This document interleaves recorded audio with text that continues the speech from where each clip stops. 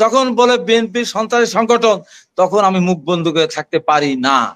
আজকে এনসিপি যেটা করছে সেইটা তারা আন্দোলন করেছে। 90 থেকে তারা ছিল, 90 কি তারা আন্দোলন করে দিয়েছিল। মেরে ফেলতে পারে বা তাদের আঙ্গুল কাটতে পারে, এই ভয়ে তারা স্বাক্ষর দিল। তারা বলল আমরা এই আন্দোলনের সাথে নেই, আমরা সরকার পতনের আন্দোলনের সাথে নেই, আমরা এই ভাঙচুরের সাথে নেই, অগ্নিসংযোগের সাথে আমরা নেই বলেছে না তারা। বিএসসি ইঞ্জিনিয়ার, বড় বড় ইঞ্জিনিয়ার, অ্যাডিশনাল চিফ ইঞ্জিনিয়ার, কতগুলি এখানে আছে, প্রজেক্ট ডাইরেক্টর আছে, সারা জীবন কষ্ট করে বিসিএস পরীক্ষা দিয়ে পাস করে বয়স 53-54 বছর বয়সে এইরকম একটা বাচ্চার সামনে সাইল নিয়ে যেতে হয়, এটা রক্তক্ষরণ হয়। ডক্টর ইউনূস এই অপমানটি এদেরকে করেছেন। এনসিপি তো চাঁদা দিয়েই শুরু হয়েছে তার যাত্রা। তাদের রূপায়ণ টাওয়ারের এটা টাকা কে দিল? তারা থাকতো বললাম না, ব্যাসে চড়তো, বাসে, এখন কত বড় বড় গাড়ি নিয়ে চলে। তাদের ধরা পড়ছে এক একজনের ব্যাংকে, এক একজনের বাড়িতে চেক পাওয়া যাচ্ছে 2 কোটি, এক একজনের কাছে টাকা পড়ছে তো কত টাকা।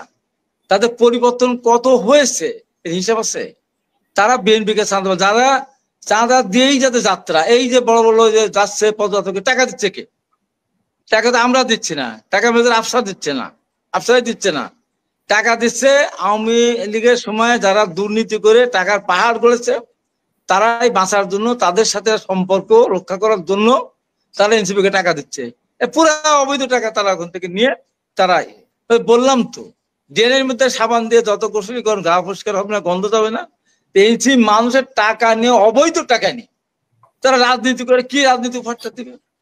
এই যে পদযাত্রাটা করলো, করে কোন দেশের কোন কাজটা হয়েছে বলেন? জিডিপিতে 1% যোগ হয়েছে, মানুষকে আশ্বস্ত হয়েছে, যেটা ভালো কথা বলতে যে নির্বাচনটা হবে, এমনকি কিছু বলে, কিছুই তো বল নাই। ওদের কাজই হলে গালাগালি, বিএনপিকে গালাগাল, বিএনপিকে চ্যালেঞ্জ করে দেওয়া।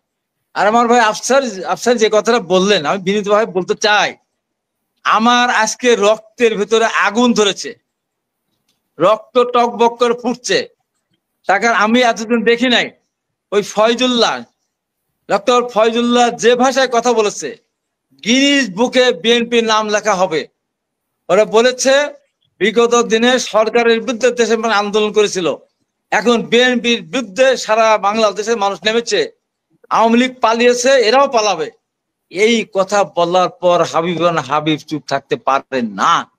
যখন বলে ম্যাডাম খালেদা জিয়ার পেটিকোট শাড়ি সব ভাগ করে দেবো, তখন আমি চুপ থাকতে পারি না। যখন বলে বিএনপির সন্ত্রাসী সংগঠন, তখন আমি মুখ বন্ধ করে থাকতে পারি না।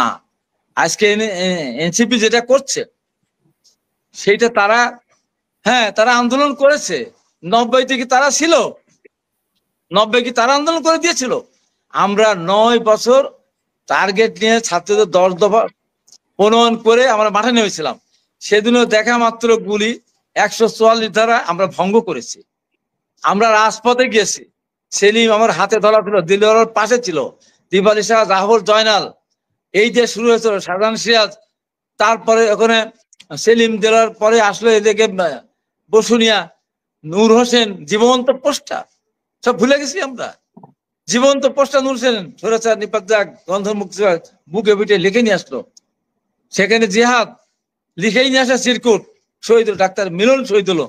এতগুলি শহীদের পরে আমরা এর সাথে উৎখাত করেছি। আমি তো কোনোদিন বললে যে আমি তো একা করেছি, আমরা একা করেছি ওই আন্দোলন, যদিও আমার ভূমিকা সবচেয়ে বেশি ছিল, লাস্টটা আমি নিয়ে গেছিলাম। আমিই বলেছিলাম অপরাধ পাশে দাঁড়িয়ে এসে উৎখাত না করে ঘরে ফিরে যাবো না। ওরা 36 দিন আন্দোলন করেছে, আর আমি 56 দিন ঘরের বাইরে ছিলাম। ওই জিহাদের লাশকে সামনে রেখে বলেছিলাম, হে শহীদ, তোমার নাম কি জানি না, কোথা থেকে এসেছে বলতে পারবো না, তবে তুমি সামরিক সরকারকে উৎখাত করতে এসেছিলে, এটা আমি জানি, তুমি ওর কথা শুনতে পাবে না। তো অপরাধ বাংলা পাওয়া দেশে দাঁড়িয়ে তো লাশকে সাক্ষী রেখে বলছে সরেছে এরশাদকে উৎখাত না করে ঘরে ফিরে যাব না। ওই যে 10 তারিখে রাত্রে বলেছি, আর 4 তারিখে ঘরে ফিরেছি।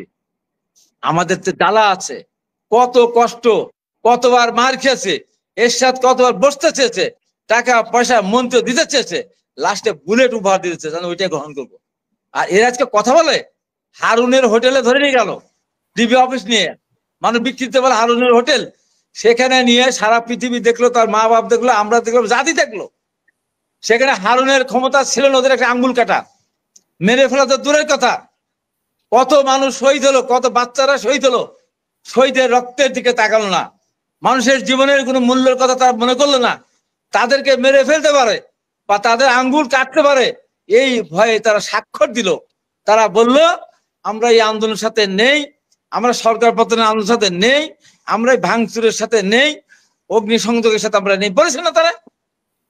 তারা আজকে বীরত্ব দেখায় ঢাকা বিশ্ববিদ্যালয়ে, এই বীরত্ব, এই বীর। আমি সেদিন বলেছিলাম বুলেট আমি খেতে রাজি আছি, আমি বেরোস লাশ হতে পারতাম, আমি হাইবার হাবি কথা বলতেই তো পারি, এই কারণেই তো বলি। আমি এখন যেখান থেকে বলতেছেন, আমি এই বাসাটা থাকি 2005 সাল থেকে, এটা লিফট নেই, একটা ভাড়া বাসা। আপনি এনসিপি দেখেন তো কোন কোন কোন কোন কোন নেতা পায়ে হেঁটে সিঁড়িতে 6 তলা ওঠে? আগে তো ছিল মেসে, এখন কোথাও ওঠে দেখেন তো। বিএনপিকে দুর্নীতিবাজ বলেন, যত তদবির বিএনপি মহাসচিব বলেছে, আমি মেজর আফসারের সাথে আমি একমত, এরা কোটি কোটি টাকার বিনিময়ে এরা বিভিন্ন জায়গায় পোস্টিং করাচ্ছে, এসপি থেকে শুরু করে ডিআইজি এবং বিভিন্ন সরকারি যে সমস্ত জায়গা আছে, এমনকি এই যে এলজিডি এক্সটেনশন ট্রান্সফার, এইগুলো নিয়ে কোটি কোটি টাকার বাণিজ্য করতেছে।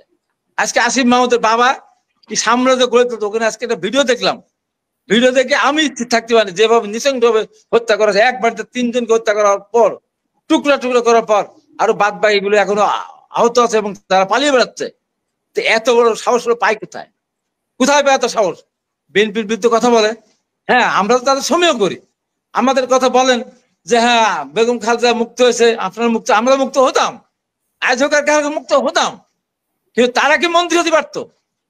তারা যে মন্ত্রী গাড়ি নিয়ে, মন্ত্রীর পদ গাড়ি নিয়ে এই যে হাঁকিয়ে বেড়াচ্ছে, তারা হতে পারতো? আমরা হতে পারতাম। ওই 9 বছর কি ছিল এর সাথে দল ছিল না, বল ছিল না, আইনজীবী ছিল না, শিল্পী ছিল না, গায়ক ছিল না, নায়ক ছিল না, নায়িকা ছিল না, বুদ্ধিজীবী কেউ ছিল না, ডাক্তার ছিল না, ইঞ্জিনিয়ার ছিল না। তারপরও এর সাথে উৎখাত করতে আমার 9 বছর লেগেছিল। তাই তখন আপনারা বলেন ইতিহাস বিকৃত করে যে 16 বছরে কিছুই করতে পারেন নাই। 16 বছরের আন্দোলনের ফসল ওইটা। 9 বছর দীপালি শাহ, জাফর, জয়নালের রক্তের সিঁড়ি বেয়ে আমরা 90 সালে ডাক্তার মিনুর রক্তের বিনিময়ে আমরা এর সাথে পতন ঘটিয়েছিলাম। একদিনে হয় না, এইটাই বলি, একদিনে হয় না। হঠাৎ করে 36 দিনে এসে গেল আর দাঁড়িয়ে গেল জাতির সামনে, যারা একটা লাশ পড়েনি ঢাকা বিশ্ববিদ্যালয়ে, একটা লাশ পড়েনি ঢাকা বিশ্ববিদ্যালয়ে। তারা বড় বড় কথা বলে, তা আমাকে ধমক দেয়, তার নীতি নির্ধারণী হয়ে গেছে, এটা তো হতে পারে না।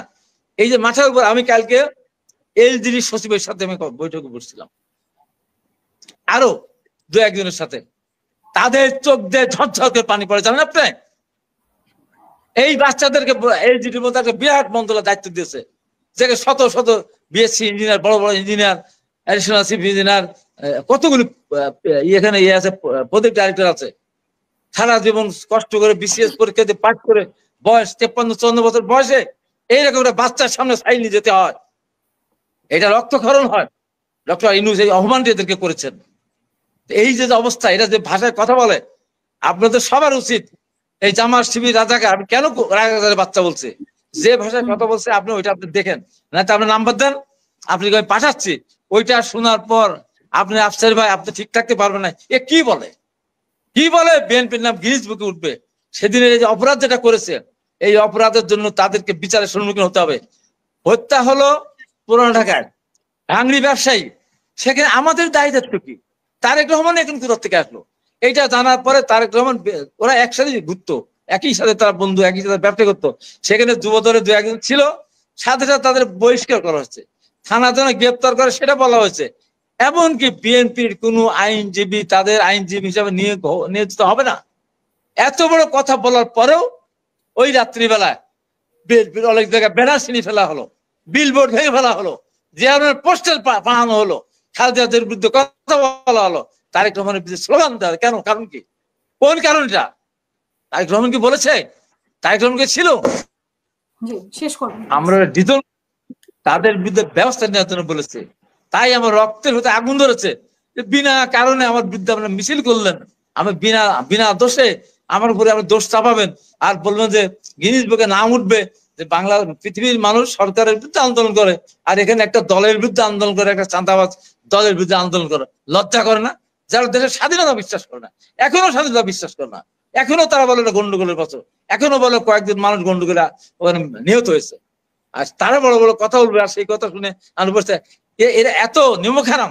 91 সালে বিএনপির কাছ থেকে 2টা মহিলা আসন নিয়েছিল, তারা গেল নির্বাচন করতে, আওয়ামী লীগের সাথে আন্দোলন করতে গিয়ে, যেটা আপনি বললেন তত্ত্বাবধায়ক।